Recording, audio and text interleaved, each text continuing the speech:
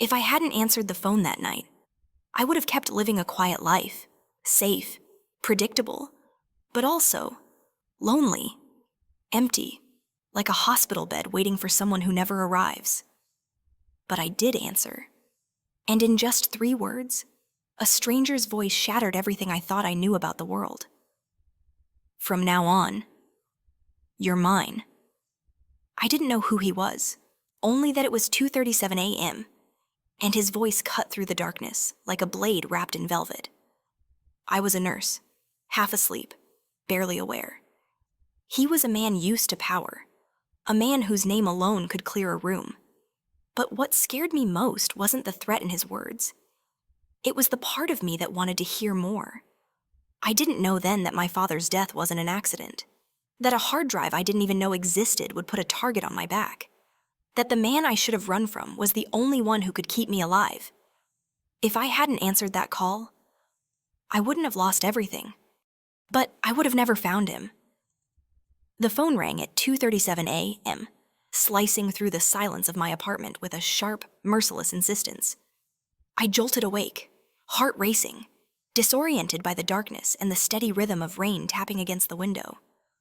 3 consecutive night shifts at the hospital had left my body heavy, my mind foggy, craving uninterrupted sleep more than anything else in the world.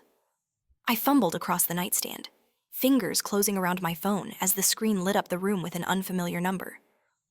"Hello?" My voice came out rough, still tangled in exhaustion. For a moment, there was nothing, just silence. Then the faint sound of breathing slow, controlled, deliberate. I glanced at the clock glowing faintly beside my bed. 2:37 a.m. Irritation crept in, laced with unease. "If this is a prank call," I muttered, "it's not funny." That was when he spoke. "Where is it?" 3 words, low, calm, heavy with authority, not a question, a command. The kind that didn't need to be repeated. I sat up, suddenly wide awake. "I think you have the wrong number," I said, forcing steadiness into my voice. "You must be looking for someone else. Don't play games with me." His tone dropped, each syllable precise, controlled, as if carefully chosen. "You were supposed to deliver it an hour ago." My pulse hammered against my ribs. "Sir, I honestly don't know what you're talking about. My name is Ellie Morgan. I'm a nurse. I was asleep until you called." Silence stretched between us, taut and unsettling. I could hear him breathing again, slow and even, while mine came in shallow bursts. Then he spoke, softer now, almost curious. "Describe yourself." "What?" The word slipped out before I could stop it. "No, I'm hanging up." "Describe yourself," he repeated, and this time there was something unmistakable beneath the calm. Certainty. "Or I'll find you and see for myself." Cold crept along my spine. The threat wasn't loud or dramatic. It didn't need to be. It was delivered as if he were stating a simple fact. "This is ridiculous," I snapped. "I'm calling the police." A quiet, humorless chuckle answered me. "By all means," he said. "Tell them Alejandro Russo would like a word." The name meant nothing to me, yet the way he said it slow, deliberate, as if it carried weight, made my fingers tighten around the phone. Before I could respond, he interrupted, voice smooth, unhurried. "Your hair." Dark or light, I should have hung up. Every instinct screamed at me to end the call, block the number, forget this strange, unsettling conversation ever happened. Instead, half asleep and rattled, I answered. Dark brown, eye color. "This is harassment," I said, but the word slipped out anyway. "Green." Another pause. I heard muffled voices on his end, as if he'd covered the phone to speak to someone else. When he returned, his voice had changed, softened by something I couldn't quite name. Thoughtfulness, perhaps. "You truly have no idea who I am, or what I'm talking about. Do you relief washed through me?" "No, I don't. This is a wrong number." "Interesting," he murmured. "I apologize for disturbing your sleep. Ellie Morgan. Nurse at Mercy General. Sleep well. The call ended. I sat there in the darkness, phone still pressed to my ear, listening to the rain grow heavier against the window. I told myself it was nothing. A mistake. A coincidence. Something I'd laugh about in the morning. Yet a strange, unwelcome sensation lingered in my chest, as if I'd just crossed an invisible line without realizing it. The next day, I dragged myself through my shift, the memory of the call clinging to the edges of my thoughts. By mid-afternoon, exhaustion and routine had almost convinced me it had been a dream until Tracy, a senior nurse with sharp eyes and no patience for nonsense, told me there was a delivery waiting at reception. A delivery I hadn't ordered anything. The bouquet was enormous. Dark red roses intertwined with white lilies. Dramatic and undeniably expensive. A small envelope was tucked among the blooms. My hands trembled as I opened it. Wrong numbers sometimes lead to the right connections. Looking forward to making yours. Alejandro. My breath caught. It wasn't a dream. The rest of my shift passed in a blur. How had he found me? I'd mentioned Mercy General on the phone. But that didn't explain knowing my full name, my schedule. By the time I clocked out that evening, my nerves were frayed. I carried the flowers with me to the parking garage, clutching my pepper spray as I walked toward my car. That was when I saw the black Mercedes idling 2 spaces away. The passenger door opened, and a man stepped out. Tall, impeccably dressed, dark hair, sharp features, eyes so dark they seemed to swallow the light around them. I recognized his voice the moment he spoke my name. Ellie Morgan. How did you find me? I demanded, taking a step back. He smiled slightly, though it never reached his eyes. Finding people is rarely difficult. Another man stood nearby, broad-shouldered, alert, a bodyguard. The realization tightened my chest. What do you want? I asked. To apologize properly, Alejandro said, leaning casually against the car, and to satisfy my curiosity. Curiosity about what? About the woman who answered a wrong number at 2:37 a.m. and didn't hang up. His gaze lingered on me, intense and unsettling. Most people would have. I was half asleep, I said defensively. And I'm a nurse. Ah, a caretaker. His voice softened, always putting others first. The words unsettled me more than any threat could have. I shifted my weight, clutching the bouquet. This following me, sending flowers, this is stalking. It's illegal. And terrifying. If I wanted to terrify you, he said calmly, stepping closer before stopping himself. There are far more effective methods. A shiver ran through me. Then leave me alone. He studied me for a long moment, as if weighing something. What if I don't want to? Before I could answer, his bodyguard spoke quietly. Security patrol approaching. Alejandro's attention flicked past me, then back. He reached into his jacket and produced a card, placing it gently on the hood of my car. My private number, he said. If you ever need assistance, I won't call. I said. That faint smile returned. We'll see. As he turned to leave, he paused, meeting my gaze one last time. The flowers were just the beginning. He said softly, from now on, you're mine. The Mercedes pulled away, leaving me standing there, heart pounding, the card burning against the cool metal beneath my fingers. I should have thrown it away. I should have driven straight to the police station.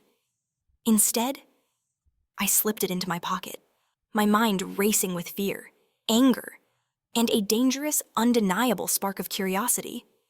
I didn't know it then, but that call at 2:37 a.m. wasn't a mistake. It was an opening move, and my life was about to change in ways I couldn't yet imagine. If this story touched your heart, follow the channel to enjoy many more heart-stirring stories every week. The moment I stepped into my apartment that night, the weight of the encounter hit me with full force. I tossed my keys onto the counter, the flowers still in my arms like a warning dressed in red and white. Their perfume was thick, almost sweet enough to drown out reason. I should have left them behind. I should have reported him. But instead, I placed them gently in a vase, as if part of me already knew this wasn't over. Sleep came in fits. I dreamed of dark eyes watching me from shadowed corners, of a voice that knew my name without permission. When morning came, I buried it all beneath routine: coffee, scrubs, the hospital's scent of antiseptic, and too many lives in limbo.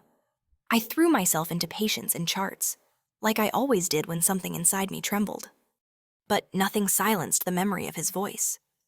By the time my shift ended, I was raw with tension. I made it to the parking garage, clutching my pepper spray tighter than I'd ever held it before. I saw my car, and 2 spaces away a black Mercedes. Engine running, windows dark. I froze. The passenger door opened with slow purpose, and he stepped out. Alejandro Russo. Even in the dim fluorescent light, he looked impossibly composed. A tailored charcoal suit clung to his frame like it had been stitched onto him. His eyes locked onto mine immediately, steady and unreadable. "Ellie Morgan," he said. Not a question, a confirmation. My throat dried. "You're following me?" "No," he replied, almost amused.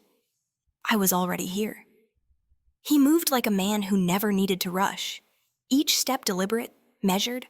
There was no pretense in the way he held himself, just certainty. And that was what made him dangerous. "What do you want?" I asked, voice sharp. "To see you." His gaze drifted over my scrubs, lingering with something unreadable. To understand. Understand what? What kind of woman answers a call at 2:37 a.m. and speaks to a stranger with such honesty? A faint curve touched his lips. Most would have hung up. I was half asleep. I shot back. "And you didn't exactly give me much choice." "True," he said softly. "But you stayed. You spoke. And now I can't forget the sound of your voice." The world tilted slightly. I didn't know if it was fear or something far more complicated. "You're crossing a line," I warned, stepping back. "I know." He studied me like I was a puzzle with missing pieces. But lines rarely stop men like me. I shook my head. "You're a stranger. This is insane. Then why haven't you walked away?" That stopped me. Why hadn't I? Because part of me was intrigued. Part of me had heard something in his voice, something wounded beneath the steel, something I didn't understand but couldn't ignore. "I'm not like the women you're used to," I said quietly. "I hope not." He stepped closer, slowly, like he was testing my limits. I didn't move. His voice dropped to a murmur. "You have no idea who I am. Do you?" "No," I admitted.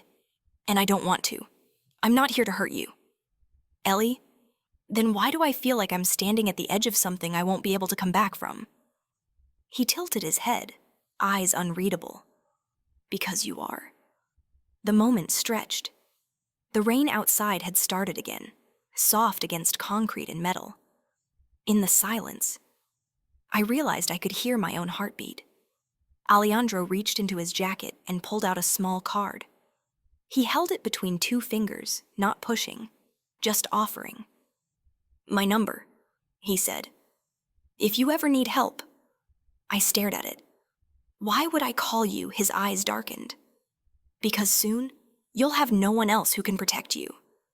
The words should have sounded arrogant, but they didn't. They sounded like a warning. I didn't take the card. I didn't have to. He stepped forward and placed it gently on the hood of my car, his fingers brushing the metal with reverence, as if it were some kind of unspoken promise.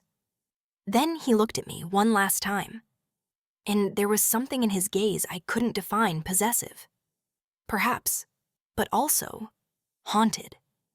"The flowers were just the beginning," he said softly. "From now on, you're mine." He turned, got into the Mercedes, and drove away silent, controlled, vanishing into the rain as if he'd never been there at all. And I stood rooted to the ground, Not by fear, but by the terrible, impossible truth. A part of me didn't want him to go. I drove home that night with his words echoing in my mind. From now on, you're mine. They shouldn't have made my chest flutter. But they did. I told myself I was just tired, that this was a surreal moment and I'd wake up from it soon. But when I entered my apartment and saw the flowers still fresh on the counter, I knew the storm had only just begun. I placed the card on my nightstand and stared at it as if it could speak. I should have thrown it away. I should have blocked the number. But instead, I left it where I'd see it, right next to my phone. And I didn't sleep. Not really, because in some quiet, treacherous corner of my mind, I wondered what it would feel like to call that number, and worse, what it would mean if I wanted him to answer. I didn't call him. Not that night, not the next day. But I didn't throw the card away either. It stayed on my nightstand like a sleeping grenade, quiet, harmless, and yet pulsing with the potential to ruin everything. And somehow, that danger was part of the reason I couldn't look away. 3 days passed.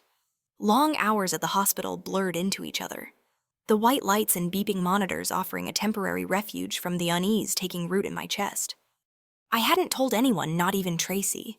I'd rehearsed the story in my mind, tried to reduce it to something harmless. A wrong number, a weird man, a bouquet. But every time I opened my mouth, the truth was too alive, too complex to be cut down into pieces that could be easily dismissed. And then, on the 4th day, something changed. It started with the black car again. I saw it parked across the street from my apartment as I left for work. Different driver, same presence, watching, waiting. I didn't approach. I didn't even look directly at it. But I felt the shift in the air. The story wasn't over. That night, I got home to find another delivery. No flowers this time. A small velvet box, simple and elegant, waiting at my door. There was no card, but I didn't need one. Inside was a bracelet, gold, thin, minimal, and engraved on the inside. Just one word, Ellie.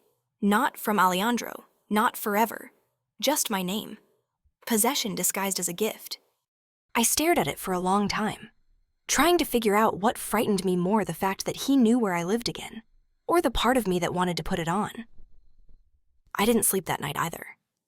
I sat by my window, watching the lights of the city, wondering who Alejandro Russo really was, and why I wasn't running faster in the opposite direction. The next morning, everything came to a head. A man in a gray suit was waiting for me in the hospital parking lot. Clean-shaven, sharp-eyed, expressionless. "Miss Morgan," he asked. His voice was flat, official. "Yes, I was asked to escort you." My heart seized. "Escort me where Mr. Russo requests your presence." "Requests," I repeated, lifting an eyebrow. That's generous, considering he seems to send cars and gifts more easily than apologies. The man didn't blink.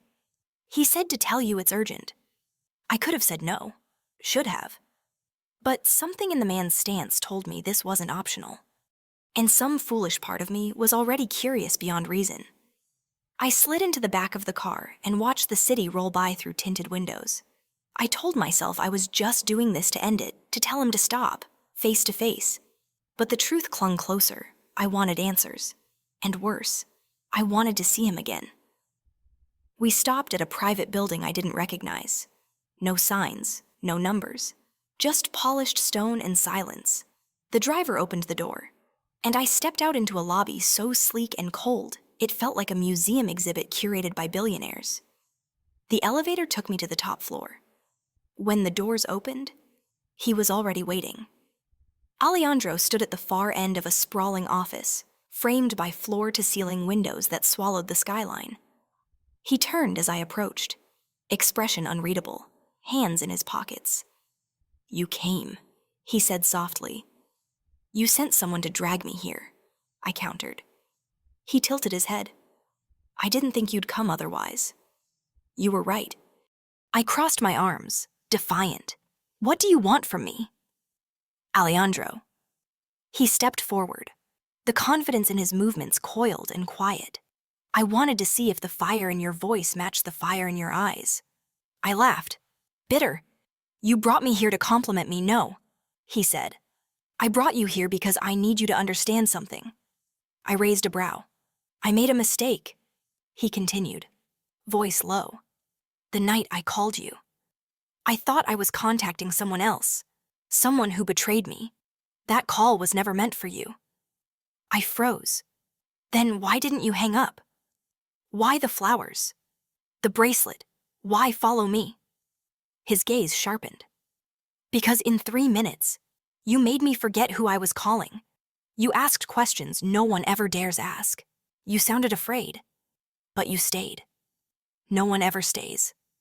Ellie. Something cracked open behind his words, a rawness too human to be rehearsed. Still, I wasn't ready to believe him. And now what you think because of a phone call, you can just claim me. He didn't answer immediately. When he did, it was softer. No, I think because of a phone call. You're in danger. And I can't walk away from that. I frowned. What do you mean? His jaw tightened. The person I was trying to reach that night, he's gone. Killed. But he left something behind. Something I believe you might now have. Even if you don't realize it. I stared at him. I'm a nurse.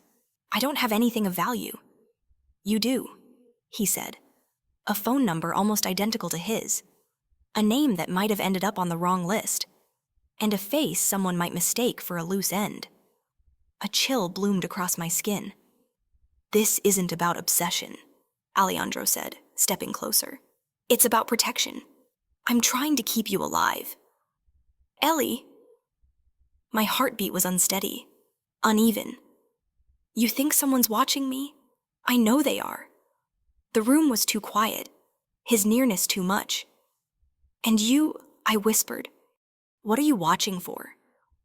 His eyes met mine, slow and deliberate, signs that you'll trust me. I should have stepped back, should have questioned everything. But something about the way he looked at me made my breath catch.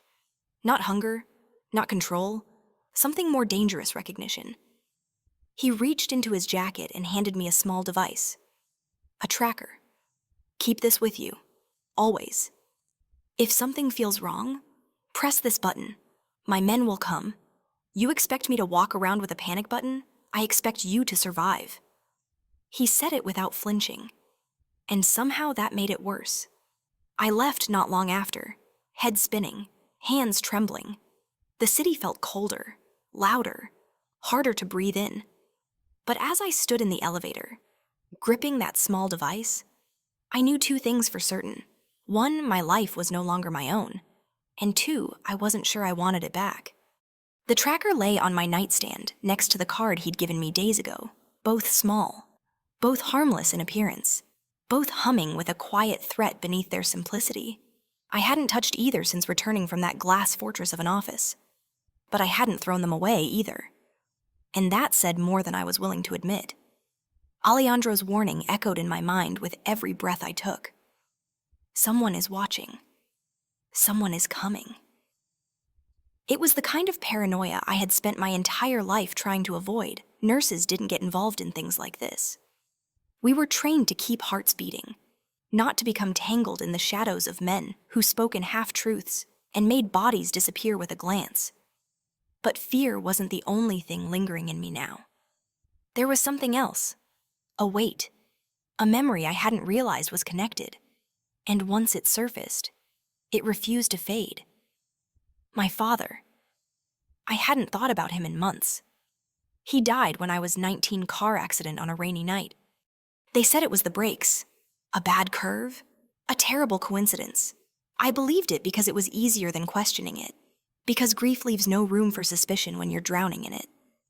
But now, with Alejandro's words pulling at the seams of my past, I started remembering things I'd carefully chosen to forget, like the locked drawer in his study that had always been off limits, like the strange calls he used to take in the garage. His voice low, the engine running to muffle the words, like the man who came to the funeral in a black coat and left before the service even began. I tried to shake it off. Coincidence. Imagination. But there was one thing I couldn't explain away the face Alejandro had made when I'd told him my last name, Morgan. It hadn't just surprised him. It had unsettled him, as if he knew something I didn't. The next day, I took a risk. I called the lawyer who had handled my father's estate. A quiet man named Preston who lived in upstate New York and used more paper than email. He answered on the second ring. "Ellie," he said warmly, "I haven't heard from you in years. Everything all right? I need to ask you something." I said, "About my father." The pause on the other end was subtle, but it was there. "All right," he said carefully. "Did he ever have business partners?" Outside of the hospital, my father had been a surgeon, a respected one, the kind who took night calls and volunteered for relief trips overseas. Another pause, longer this time. "There were a few associations," Preston said finally. "Nothing legally binding. Gentlemen's agreements. Mostly." "What kind of gentlemen?" His voice dropped. "The kind we don't talk about over unsecured lines." My stomach tightened. "Preston, did my father ever have ties to someone named Alejandro Russo Silence?" Then, barely above a whisper, "Not just ties, he saved his life once. Years ago. A surgery off the books. Paid in cash, no records. Your father never told anyone, said it was a debt of honor." I couldn't speak. "I shouldn't have said that," Preston added quickly.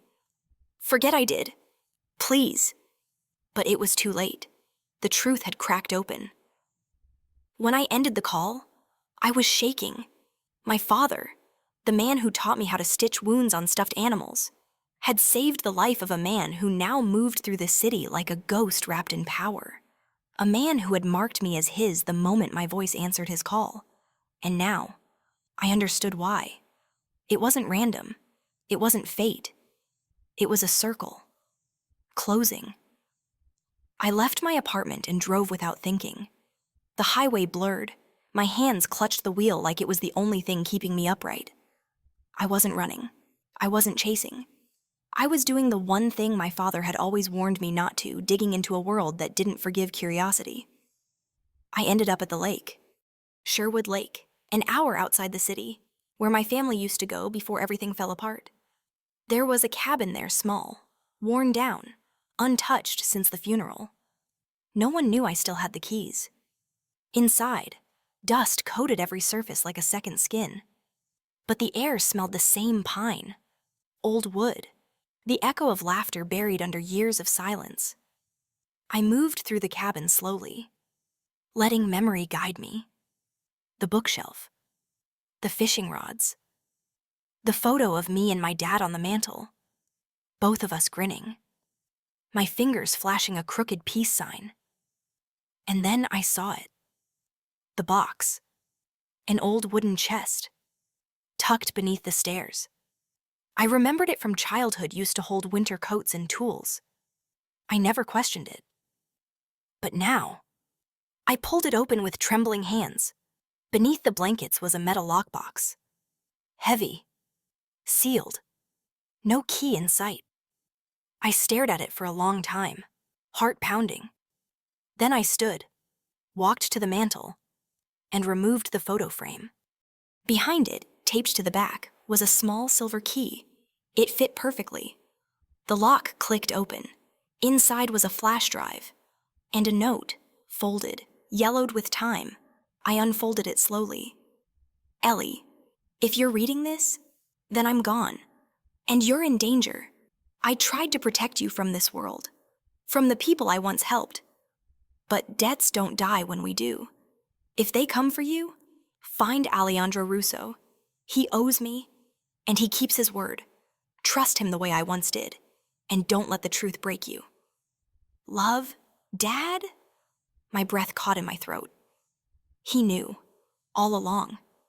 I sat there, clutching the letter, while the silence roared louder than any siren. I had come here for answers.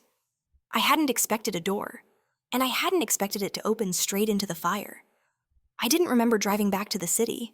only the pressure in my chest and the way my father's handwriting burned into my thoughts like a brand. By the time I reached my apartment, dusk had collapsed into night, and the city lights looked harsher than usual, too bright, too exposed. I locked the door, checked it twice, then stood in the middle of my living room, holding the flash drive like it might detonate if I breathed wrong. My father had known. He had planned for this, and he had trusted Alejandro Russo with my life. That truth settled slowly, painfully. It reframed every word Alejandro had spoken, every look he'd given me. The certainty in his voice wasn't arrogance, it was obligation, a debt carried forward. And somehow, that made everything more dangerous. I should have called him immediately. The tracker was still in my pocket, heavy as guilt. But fear stopped me. Not fear of Alejandro, fear of what calling him would mean. Once I did, there would be no pretending this was just a strange chapter I could close and forget. The letter had already crossed that line for me. The call would seal it. I paced, then stopped, then paced again. Finally, I slid the flash drive into my laptop. My hands trembled as the screen flickered to life. Folders opened, files populated, numbers, names, transactions that stretched back years. I didn't understand all of it, but I understood enough to feel sick. Shell companies, offshore accounts, payments routed through charities and medical foundations, and woven through it all familiar names, people who appeared on the news, donors, politicians, men who smiled into cameras and shook hands with children. This wasn't just corruption. It was infrastructure. A knock at the door shattered the silence. My heart slammed into my ribs. I closed the laptop, yanked the flash drive free, and backed away. Another knock followed, measured. Calm? Ellie? A familiar voice called. Open the door. Alejandro. I didn't move. How did you know I was here? A pause. You went somewhere you hadn't been in years. Somewhere tied to your past. I followed the trail. The tracker. Of course. My pulse raced. Anger and relief tangling together. You shouldn't be here. Neither should that drive, he replied quietly. But it is. And so am I. I opened the door. He stood there alone, no bodyguard in sight, dressed dark and understated, as if he'd stepped out of the night itself. His gaze swept over me, my pale face, the tension in my shoulders, and something unreadable flickered in his eyes. You found it, he said. I held up the letter. You knew my father. Yes. You knew he was involved. Yes. You knew he hid something from me. Yes. The honesty disarmed me more than any denial could have. Why didn't you tell me? He stepped inside, closing the door behind him with deliberate care. Because I needed you to find it yourself. If I had told you first, you would have doubted the truth. Now you can't. I swallowed hard. You read it. His gaze dropped to the paper in my hand. I didn't need to. I knew what he'd say. Silence stretched between us, thick with history I had never been part of. What happens now? I asked. Alejandro met my eyes. Now we decide whether you disappear, or whether we end this. A sharp laugh escaped me. You make it sound so simple. It isn't. He agreed. But it's possible. I turned away, needing space. Those files, do you know what's on them? I know enough. It could destroy people. Yes, people who deserve it. A pause, and some who don't. That answer landed hard. Then why keep it? Why protect it? Because once it's out, there's no controlling the fallout, he said. And because the men who want it will burn cities to get it back. My voice dropped. You think they know I have it? I know they do. Fear licked up my spine. Then why am I still alive? He took a step closer. Because they aren't certain yet. Because you're protected. And because they underestimate you. I looked at him, then really looked, and saw the weight he carried. Not just power, but consequence. He wasn't a man who acted without calculation. Every choice had a cost, and he paid them all himself. My father trusted you. I said quietly. Alejandro's jaw tightened. He trusted my father. I inherited that trust along with everything else. And if I give this to you, I asked. If I let you handle it, you'll be safer, he said without hesitation. And if I don't? His eyes darkened. Then I'll still protect you. But I'll do it blind. The words shouldn't have comforted me. They did. I handed him the flash drive. His fingers closed around it, brushing mine. The contact was brief, but it sent a spark up my arm that had nothing to do with fear. He didn't pull away immediately. Neither did I. This doesn't make us allies, I said softly. No, he agreed. It makes us connected. That was worse. He turned toward the door, then stopped. You can't stay here tonight. I'm not leaving my home because someone might come for me.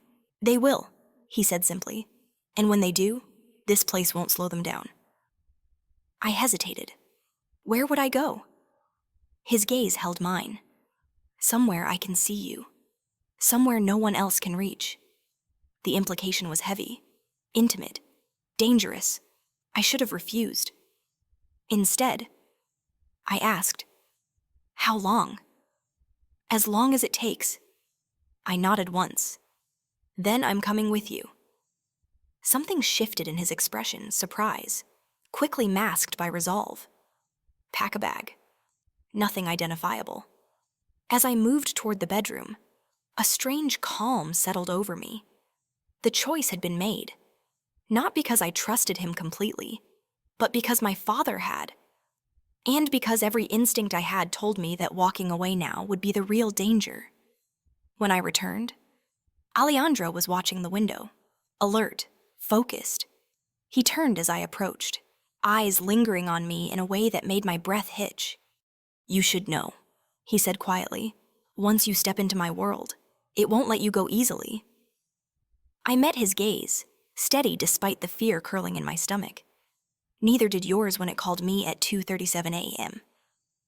A slow smile touched his lips, brief, genuine. Then we're already past the point of return. And as we left my apartment together, the city humming unaware beneath us, I knew one thing with terrifying clarity. The danger wasn't just what waited for us in the dark. It was what was already growing between us, fierce and undeniable, and far more powerful than either of us had planned. Alejandro didn't take me to a hotel, or to one of those cold steel fortresses men like him used to conduct business. Instead, we drove into a gated estate tucked away behind tall hedges and stone walls on the edge of the city. It wasn't ostentatious, no gold, no guards in visible formation, just a vast property wrapped in silence. The kind of place you wouldn't find unless you were invited or hunted. The house itself was sharp angles and glass, modern but softened by warm light and low music playing somewhere inside. The moment we stepped through the front door, a subtle shift happened. The world outside faded. The rules changed. This place doesn't exist on paper, Alejandro said as he disarmed the alarm with a code too long for a simple home. It was built for disappearances. That's comforting, I murmured. He turned, watching me with a look that bordered on amused, but didn't quite reach the surface. You're here because I intend to keep you alive, not comfortable. I followed him into the main living area, floor-to-ceiling windows opened to a darkened garden. In the center of the room, a fireplace flickered to life with the press of a button. The flames reflected in his eyes as he looked at me again, softer this time. You'll stay here for now. No contact with anyone unless I approve it. Your phone stays with me. I hesitated. Even Tracy, especially her.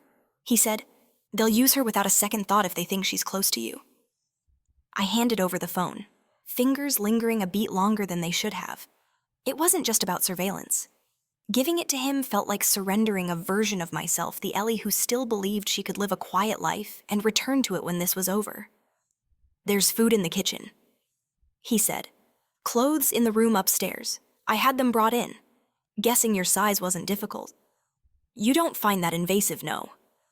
He said plainly. I find it necessary. I could argue, but I was too tired to win. Too tangled in everything unsaid between us. As I moved through the house alone, I caught glimpses of things that surprised me. A half-played piece of sheet music on a grand piano, a leather-bound book of Neruda poems with worn corners, a decanter of whiskey untouched beside a chessboard, pieces mid-game. All of it felt like evidence of the man behind the name, behind the threat. Alejandro Russo was not simply the cold, silent myth I had imagined. He was layered, cultured, brutal, and very much alive beneath the reputation that clung to him like armor. I changed into the clothes left for me simple, elegant, far more expensive than anything I owned, and found myself drifting toward the garden, needing air. The moment I stepped outside, I saw him. He was seated on the edge of a stone bench near a fire pit, jacket off, sleeves rolled, a glass in his hand. He didn't look up when I approached, but I knew he'd heard me. He always heard everything. "You don't sleep?" I asked. "Rarely," he replied, swirling the amber liquid slowly. "Sleep requires trust in silence." I sat across from him, the fire between us dancing in the wind. "What was my father like?" "To you?" He took a moment before answering. "Quiet. Brilliant. Dangerous in the ways that mattered most. He could see through people. And he never flinched from hard choices." "That doesn't sound like the man I knew." "No," he said, "because he never wanted you to see that side of him." Why Alejandro's eyes found mine, unflinching. Because he loved you more than he feared anything. Even death. My throat tightened. "He saved you once, didn't he?" "Yes. And I owed him. I still do. But this, protecting me, hiding me, risking everything. It's not just a debt anymore, is it?" His gaze didn't shift. "No, it's not." That truth settled between us like gravity. I didn't move, didn't breathe too loudly, because I could feel it, the tension stretching taut between proximity and restraint. The way his shoulders stiffened when I leaned in slightly. The way his jaw clenched when I exhaled too close to his skin. "You scare me," I whispered. "I should..." "And yet, I feel safer here than I have in days." "That's the most dangerous part," he said. The fire cracked between us. Somewhere in the house, music shifted to something slower, lower cello over piano. My heart beat too loud in my chest. "What happens when this is over?" I asked. He looked away then, just briefly. "Nothing goes back to what it was. I'm not asking about that." A pause. Then, "Neither am I." The silence that followed wasn't empty. It was full of every word we weren't ready to say, of every impulse we were both fighting. I stood slowly. I should get some sleep. He nodded once. "I'll stay up. Watch the perimeter. You always this prepared? I don't know how to be anything else." I turned to leave, then stopped. "Good night, Alejandro." His voice followed softly. "Good night, Ellie." I went upstairs, but I didn't sleep. Instead, I lay awake, listening to the wind, the creak of wood, the memory of his voice. And beneath all that, the question that haunted me more than any threat. What if this story wasn't just about survival anymore? What if the real danger was falling in love with a man who could never offer peace, only protection? What if the life I thought I wanted had already ended the night I answered the phone? And what if the life that awaited me now, dark, dangerous, and bound to him, was the only one that ever truly felt real? I awoke not to the light, but to the silence. That kind of silence that wasn't peaceful, it was intentional. Calculated, like something in the air had shifted, and the house was holding its breath with me. The clock read 6:13 a.m. My heart was already racing before I sat up. Alejandro was gone. I walked to the window, careful not to pull the curtain too far. The garden was still. The gate closed. No signs of struggle. No guards in sight. Though I was sure there were men somewhere out of view, waiting for orders. I descended the stairs barefoot, tension curling in my stomach. The fireplace in the main room had burned out, its embers dim. The glass he'd held last night sat on the edge of the coffee table, untouched since. I turned toward the kitchen and nearly collided with him. He caught me by the waist, steadying me before I could stumble. I smelled faint rain and smoke on him. And something else. Metal. Asphalt. His jacket was damp, hair darker from mist, shirt half unbuttoned at the collar. His pulse was fast beneath my fingertips. "You're up early," he said. I thought something was wrong. His gaze flicked over me, sharp and assessing. "You were afraid." "I was alone," I corrected, stepping back, though my skin missed the heat of his hands almost immediately. He nodded once. I went to check the safe house. One of my men didn't check in. And I asked, even though I wasn't sure I wanted the answer. His jaw clenched. "Found his car burned.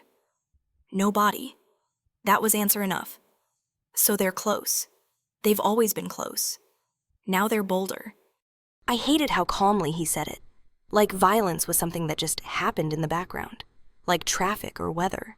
And what happens when they get too bold, when this house isn't enough? He moved past me, poured himself a coffee, then leaned against the counter with the effortless control of a man used to threats becoming realities. "They won't touch you," he said. "Not while I breathe." "But that's just it." "Isn't it?" I murmured. "You might stop breathing. You're not invincible." "Alejandro." His eyes met mine, and for the first time, there was something brittle beneath the steel. "No," he said quietly. "But I've lived long enough not to be afraid of dying." "Then what do you fear?" His reply was too quick, too quiet, losing control. And suddenly, I understood. The fortress, the men, the silence, the power, it wasn't arrogance. It was defense, from a world that once swallowed him whole, from emotions that threatened to crack the surface. From me.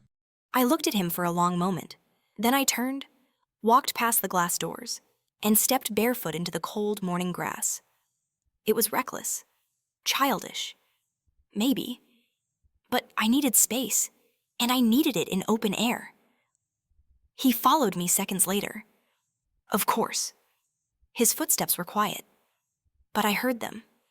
Felt him watching as I crossed the garden to the edge of the stone path that led into the woods behind the house. "Ellie," he said, "just my name." But it stopped me. I turned.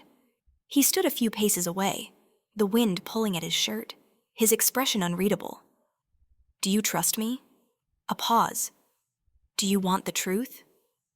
"Always." I let out a slow breath. "I don't know. But I want to." His throat worked around something unspoken. "I shouldn't feel this." I continued, words trembling. "Not now. Not when everything around us is fragile and deadly and built on things I don't fully understand." He took one step closer, then another. Until we were standing so close, I could feel the tension vibrating in his chest. "But you do feel it," he said. I nodded. "So do I." The admission hung there between us, heavier than any bullet. I tried to ignore it. He said, voice low, frayed, tried to convince myself that it was just guilt, that I'm protecting you because of your father, because of my name, because of the blood that trails behind me like smoke.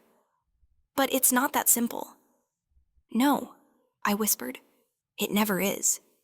He looked at me like I was the first real thing he'd seen in years. His hand lifted hesitant, reverent, and touched the side of my face like he was memorizing it. My breath caught. "I think about what they'll do if they ever get to you," he said, eyes darkening. "And it kills something in me." "You don't own me," I whispered, but it came out too soft, like even I didn't believe it. "I don't want to own you," he said. "I want to deserve you." That broke something in me. His mouth met mine before I could think, and the world dissolved into heat and need, and everything we'd been avoiding since that first night.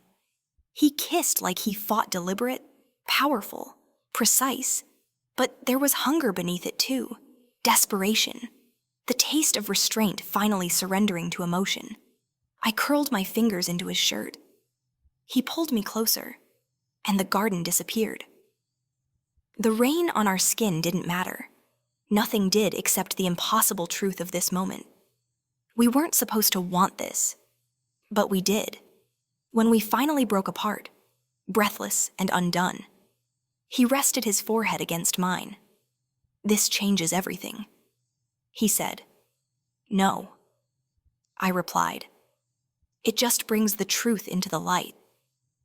He smiled then, faint and fleeting, but it was real. "Come inside," he said. "It's not safe out here." I followed him back through the glass doors, barefoot and forever changed. We didn't speak again until we reached the bedroom. There were no promises, no declarations. Just silence filled with the weight of everything we now knew. That this wasn't just survival, it was surrender. And whatever came next, blood, betrayal, bullets, it would be written with both our names etched into it. By the time morning pressed through the sheer curtains, the line between us had vanished. Not the physical one we had crossed that without hesitation, but the emotional one. The one we both had protected like a final defense. And now, as I lay tangled in sheets that smelled like cedar and rain and something unmistakably him, I felt the absence of that boundary in my bones. Alejandro was already up. His side of the bed held the shape of his body, but none of his warmth. I reached for it anyway, fingers brushing cold linen as if the ghost of him might still linger there. Last night hadn't been soft. It had been fire, sharp, unrelenting, dangerous in the way only something forbidden could be. But underneath the intensity had been something far more intimate. A kind of reverence, as though, for all his control, Alejandro had been unraveling one thread at a time, not just of my body, but of everything he'd buried to survive. And I let him. The door creaked open, and I sat up, clutching the sheet around me. He stepped in, fully dressed, a mug in one hand, his gun holstered discreetly at his side.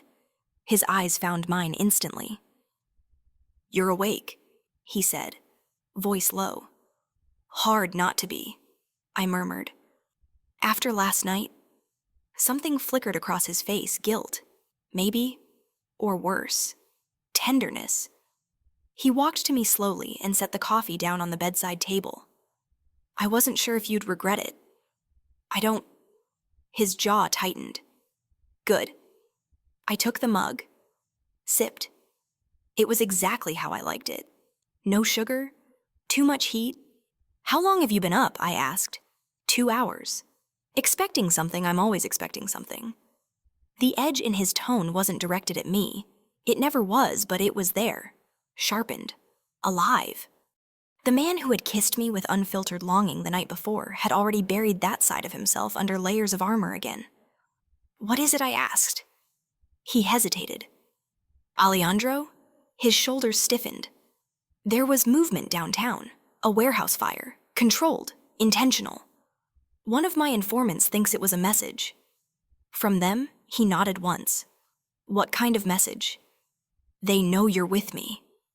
They're flushing the rats out of my network." Quietly. I set the coffee down, my heart sinking. "So we're running out of time.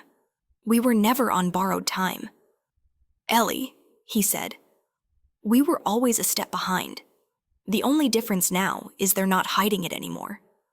He turned toward the window, his silhouette framed by light and tension. "I need to move you," he added after a moment. Again I asked, already exhausted by the thought. "There's a safe house in Portugal Cove, remote, off-grid, no digital footprint. You'll be invisible. And I'll join you once I've cleaned up the leak." "You mean once you've killed whoever's left?" He looked at me then, unapologetic, steady, if necessary. There it was again, the line he could cross so effortlessly, the one I still tiptoed around. Not because I didn't understand what he did, but because I feared what it meant for the parts of him I'd already started to love. "I don't want to be invisible," I said quietly. "It's not about what you want right now. It's never about what I want. It's about what keeps me alive." His voice softened just a notch. That's the point. No, I said, standing. The sheet slipped. But I didn't care. The point is, we can't keep pretending this is just survival anymore. Last night wasn't survival. It was a choice. I know, he said, eyes never leaving mine. And that's exactly why I need to get you out of here. Because you're afraid of what happens if we keep choosing each other. Because I'm afraid they'll use you to break me. The honesty knocked the air from my lungs. We stared at each other for a long moment, the heat between us flickering again, not passion this time, but fear, layered with longing. I'll go, I said finally. But I want the truth before I leave. His expression shuddered. You have the truth. No, I have pieces, fragments, names I don't understand, files I can't decode. I want to know who they are, who you were, and why my father trusted you with my life. A pause. Then, fine, get dressed. I did, quickly. He led me down a hallway I hadn't noticed before. Behind a concealed panel, he entered another code, and the wall split open to reveal a narrow staircase leading underground. The air was colder here, the silence deeper. When we reached the bottom, we entered a room that didn't belong in a home, it belonged in a war. Screens, maps, surveillance feeds, files, weapons locked behind glass. It was a sanctuary built from paranoia. This, he said, sweeping a hand across the room, is what I've become. Your father helped me build the foundation. I added the walls. What do they want from me? They don't want you, he said. They want what you inherited. The files. He nodded. But not just the data. The encryption key your father embedded in his medical credentials. It's in your blood. Literally. I stared at him. What are you talking about? Your father injected a nanocode marker into your bloodstream before he died. Only detectable under specific conditions. Only retrievable with your biometric match. That flash drive was never the only piece. I took a step back. Breath caught. He told me he was protecting me. I said, he was. Alejandro replied. In the only way he knew how. By making you the one person no one would suspect. Until now. I'm a key, I whispered. You're more than that. But yes, you hold access to the kind of leverage that could dismantle governments, banks, cartels. And if they get it, then the world tilts. The weight of it settled into my bones. I should have stayed in med school and fixed hearts. I murmured bitterly. You still fix hearts, he said. You're just tangled with a man who has none left to give. That's not true, I said without thinking. He looked at me sharply. You still have one, I added. You just hide it under 1,000 scars. He didn't answer. But something in him cracked. Subtle. Quiet. Like the first sound of ice splitting before the thaw. I'll take you to the safe house tonight, he said. But when I come back, I waited. When I come back, he said again, we won't run anymore. And something about the way he said it made me believe it was a vow. Not just of protection, but of war. The road to Portugal Cove was carved into wilderness. Pines loomed tall on either side, fog curling low over the asphalt like breath held too long. Alejandro drove without speaking, one hand on the wheel, the other resting near the pistol tucked at his side. His jaw was locked tight, and though the morning light slanted soft through the windshield, it cast no warmth between us. I watched him from the passenger seat, memorizing the tension in his shoulders, the faint stubble along his jaw, the silence pressing against his spine. He was already preparing for a war I hadn't yet seen, one he intended to fight without me beside him. I don't want to disappear, I said at last. His eyes didn't leave the road. You won't. You'll wait. There's a difference. I know, he said, voice low. But I need you to live. I can't guarantee that if you're near me. And what if I don't care about guarantees? He turned to glance at me briefly, a flicker of fire in his eyes. Then I'd be reckless enough to let you stay. The words cut deep because they were true. We arrived just after noon. The safe house was nothing like the estate. Smaller, hidden, wooden panels weathered with age and surrounded by misty forest on all sides. It looked like a retreat, not a stronghold, but the moment we stepped inside, I saw the illusion for what it was. Steel reinforcements hid beneath floorboards. A panic room. Guns behind pantry doors. A surveillance setup tucked behind a bookshelf. Everything quiet. Prepared. Like Alejandro. "This place belonged to your father," he said, setting my bag on the table. He used it when he needed to vanish. He always said the sea kept his mind quiet. "And now it's mine," I murmured. He didn't answer. I walked to the back deck, below the cliff. Waves crashed against jagged rock. The scent of salt and pine filled the air. It should have calmed me. It didn't. "When do you leave?" I asked without turning. "Soon." I closed my eyes. "Say goodbye now. I'd rather not watch you vanish into the mist like something imagined." Footsteps approached. Then silence. Then the heat of his presence at my back. Too close. Too necessary. "I wasn't meant to care like this," he said. "I trained my body to move through bullets, my mind to outpace betrayal. But I never trained for you." I turned. He looked at me with something raw in his expression, vulnerability buried so deep it only surfaced when he couldn't stop it. "I don't want to lose you," he said. "Then stay." He stepped closer, thumb brushing my cheek with heartbreaking gentleness. "If I stay, they win. Then come back." I whispered, "I will." When he leaned in, pressing his lips to my forehead, and the kiss felt like a promise made in blood. "When it's done." The words held weight. Finality. Not the kind of promise lovers make in stories, but the kind warriors make before battle. He left without another word. I didn't cry. I didn't scream. I just stood there, watching the trees swallow him whole. 3 days passed. Each morning, I woke with the weight of uncertainty pressed into my ribs. I read the letter from my father again, trying to decode new meanings in every curve of his handwriting. I paced. I watched. I breathed. But I didn't sleep. Not truly. Until the 4th night. That's when the screen flickered to life. The bookshelf surveillance screen lit up in red. A signal. Unauthorized breach perimeter. East Woods. A single heat signature. Moving fast. Too clean for wildlife. I didn't hesitate. I activated the panic room sequence like Alejandro had taught me. Locked the outer shutters. Grabbed the gun. My hands shook, but my breath stayed even. Then I saw the face on the screen. It wasn't a stranger.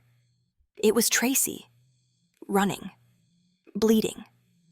Alone. I disabled the locks and bolted outside, heart pounding like thunder in my ears. "Tracy," I shouted. She stumbled into the clearing, hair soaked with sweat, mascara streaked, blood on her sleeve. "Oh my God," she gasped. "Ellie, what are you doing here? How did you even—" "No time—" She grabbed my arm, dragging me toward the house. "They followed me. They're coming." "What? Who?" "Your father's files," she said. "They think I know where the second backup is.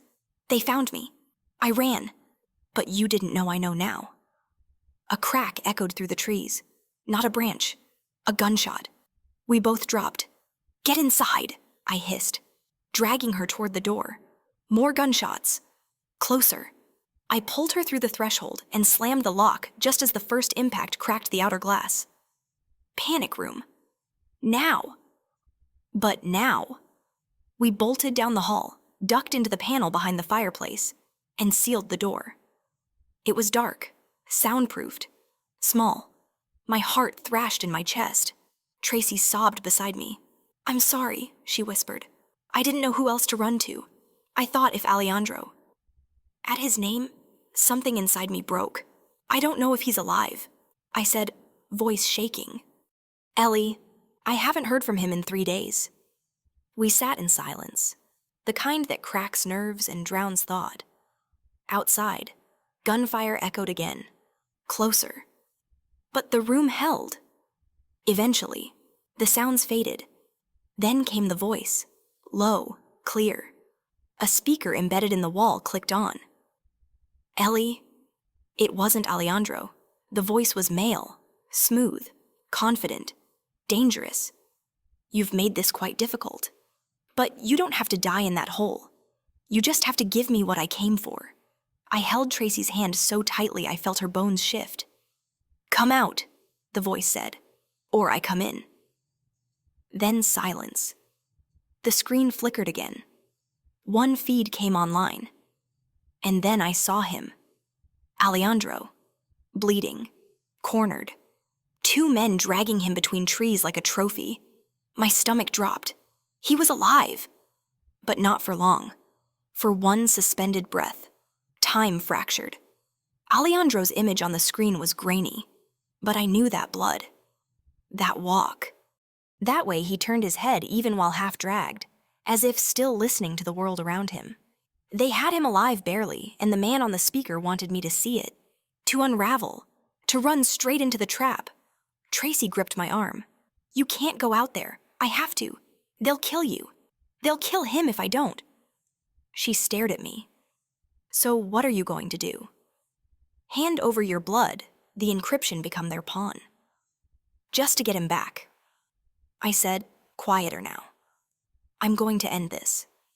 The plan came together, not in full, but in instinct. My father hadn't made me a soldier, but he had made me capable. I knew the safe house systems better than I knew my apartment back in St. John's. I knew how to trigger silent signals. I knew how to use every defense this house was built to deploy. But none of that mattered unless I got Alejandro back. I turned to Tracy. "I need you to stay hidden. No heroics." She looked like she might protest, but then nodded. I opened the panic room, crawled out into a silence that throbbed louder than gunfire. The house was too still. I activated the emergency perimeter override and disabled the internal safe locks. I took 2 weapons from the cabinet lightweight, familiar in my grip now, and walked through the house like I wasn't scared. Like I belonged in this. Because I did. Because he was out there. A voice came from the edge of the woods, distorted by a speakerphone, but too close now. "Ellie, you're clever, just not clever enough."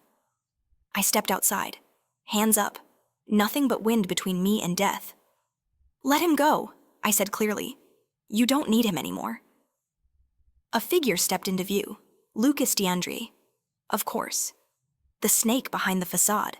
He smiled like a man who believed the game was already won. "I need you, darling," he said smoothly. "But I'll let your little guard dog go if you behave." Behind him, Alejandro sagged in the grip of 2 men. His face was bloodied, one eye nearly swollen shut, but he was alive, breathing. "Come closer," Lucas said. "Let's see that beautiful face." I took 2 steps. "You want the code, right?" "Yes, I'll give it to you." Lucas raised a brow. "Just like that one condition." He laughed. "Of course. Go on." "You let him go, now. Or I destroy it. Right here, right now. You're bluffing." I reached into my pocket and pulled out the second flash drive, the real one. Not the decoy. The final backup. I held it above the gravel path between us. Lucas's face changed. How he whispered. "You think you knew my father," I said. "But you never understood what he was willing to sacrifice. He didn't hide this from you. He hid it from me, because he knew I'd never betray him, not even for love. Not even for Alejandro." Lucas hesitated, then signaled his men. They shoved Alejandro forward. He stumbled, dropped to one knee. I stepped between them as Lucas approached. The gun at his side gleamed silver, but he didn't draw it. Not yet. "You'll inject the key," he said. "Let us access your blood. Then we walk. I want to see him safe first. You're not in charge here." "Ellie?" "No," I said, "but you forgot something." "What's that? I'm the only one who can activate the drive." And before he could react, I twisted the small hidden trigger on the side of the flash. It lit up red emergency purge mode. Lucas lunged, screaming, but it was too late. The drive self-erased in my palm, glowing faintly before dying. He backhanded me hard. I tasted blood, fell to the ground, and heard the sound of a gun cocking. But then everything exploded. Smoke grenades detonated from the treetops. Suppressor rounds whistled past. Alejandro, bleeding, staggering, grabbed one of the stunned guard's weapons and shot the other in the leg. He dove for me, dragging me behind the nearest tree as bullets flew. "Who?" I coughed. Dazed. "My men," he said, voice hoarse. "I called them in the moment I knew you'd open that panic room. You knew I would. You always run toward the fire. Ellie?" He fired again, dropping another attacker. Lucas screamed somewhere in the fog, shouting orders, but the chaos swallowed them whole. Minutes passed like hours, and then silence. When it cleared, Alejandro stood in front of me, bloodied, panting, eyes burning with something between fury and disbelief. "You destroyed the drive. I had to." He grabbed me by the arms. "They would have killed you. I knew you'd come." His face twisted, like he couldn't decide whether to kiss me or shake me. Then he crushed me to him, holding me like he needed proof I was real. "I'm sorry," he whispered. "For what? For thinking I could survive this without needing you." I pulled back just far enough to meet his eyes. "I don't need you to protect me from the world. Alejandro, I need you to fight it with me." He laughed, breathless. "God help me, I think I love you." "Then say it."